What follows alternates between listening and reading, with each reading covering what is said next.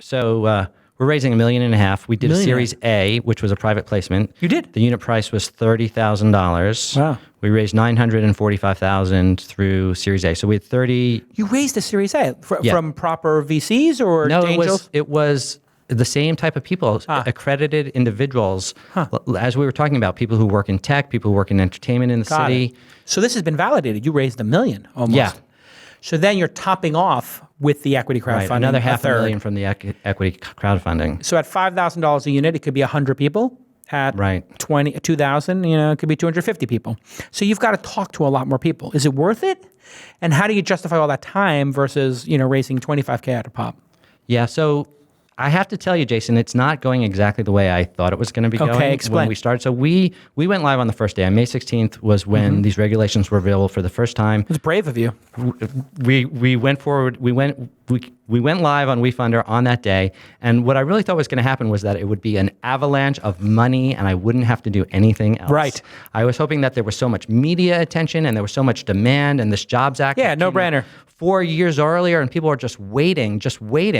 And when the platform finally went live, people would be shopping like crazy and spending like crazy. And there would be dozens or scores or 100 new companies offered on that day. It was not to be. There was, I checked the numbers. There were only 16 or 17 companies that went live on the first day. On WeFunder. On all the platforms. There's 4 platforms, I think. There's a couple others. There's like 4, I think, is the total number. Jackie, tell me who the 4 are. I'll look it up. Thanks. One of them is Seed Invest. Seed Invest is one of them. I don't remember the other ones. Yeah, because the 4 of them had to register with the SEC. Yes, they had to be approved by FINRA. They had to be approved by FINRA. I wonder how much that cost. Maybe I'll do that myself. Be a platform? Well, I don't want to be a platform. I just want to have control of my destiny. So I have a big following, and then I've got the second biggest syndicate on AngelList, and I think it's the most active. So I got jasonsyndicate.com, and I was like, let me just start collecting names, like I wrote in that piece you referenced earlier when we were on break. And I've got 70,000 emails of people who trust me, who like what I do, and then 1 million people watch the show every month or more. So if I said hey, this is a good project, I think people and I'm putting my own money in, people would be into it. So I'm thinking about it, but I don't know how much it costs to set up that FINRA stuff. Talk to the WeFunder guys. They know everything. Guys. They must have spent $1 million setting that up. I think they did. Yeah, it's expensive. It was something on an order. They told me something like, we just paid our lawyer's bill for, it was a big number. Yeah, it got to be $1 million. So you launch, and there's only a dozen or 2 dozen people who've also been brave enough to do it. Yeah. Were they all and just to be candid, were a lot of them, did they seem like wacky projects that couldn't be funded through the normal route? You had $1 million in accredited people. Did it seem like the people who are going for funding, I saw some wacky car that looks weird? There were both ends of the spectrum. There were other offerings that had raised multiple millions through private placements or through other mechanisms.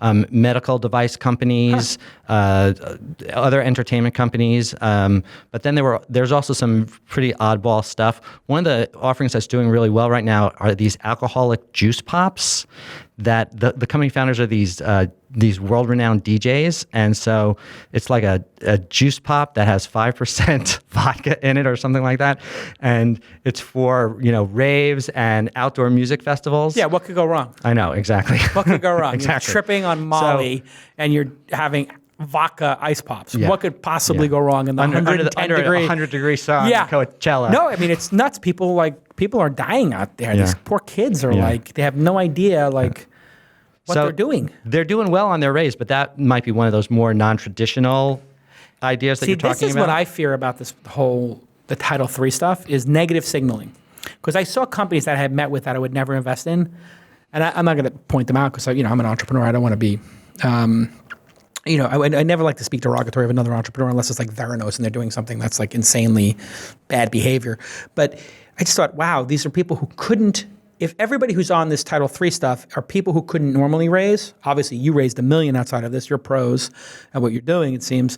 But if it's the funding of last resort, you're kind of bucketing yourself with the other people. Do you have that fear? A little bit. Yeah. There's also a sense that it may get harder as equity crowdfunding ages because it may generate public skepticism. Yes. If a lot of these ideas are too far out there. Hey, everybody, let's take a moment to talk about one of my favorite products that I use at least 1 or 2 times a day. It's called GoToMeeting. It's time for you to step up your meeting game and take your meetings to the next level. You can easily collaborate with your clients and colleagues from anywhere, and you can be the meeting MVP no matter where you are. Whether you're working from home, you're on the road, at an airport, or even in the back of an Uber, dare I say. You can start meetings easily with one click, and you can meet with your team from anywhere, anytime, even from mobile devices. And I tell you, the mobile device stuff, it just works. I've been in meetings on my iPhone while using my laptop, while using an Android device. Sometimes I log into a meeting twice, and you can use your webcam to see your colleagues in beautiful HD. It's the next best thing to being in the same room. In fact, it feels sometimes like you're in the same room. You can share your screen so you're all on the same page, and you can go ahead and swap who the presenter is. There's also the ability to chat.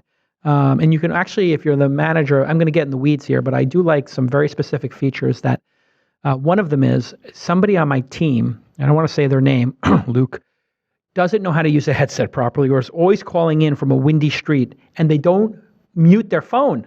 So you're on this call and somebody is like in a wind tunnel. Well, you know what? When I'm on my desktop, I just click and I turn off their microphone myself. I love that feature that when I'm hosting the meeting, I can turn off individuals' microphones if they're just too klutzy to actually turn it off themselves. It works, and it is a brilliant way to keep the meeting moving and efficient.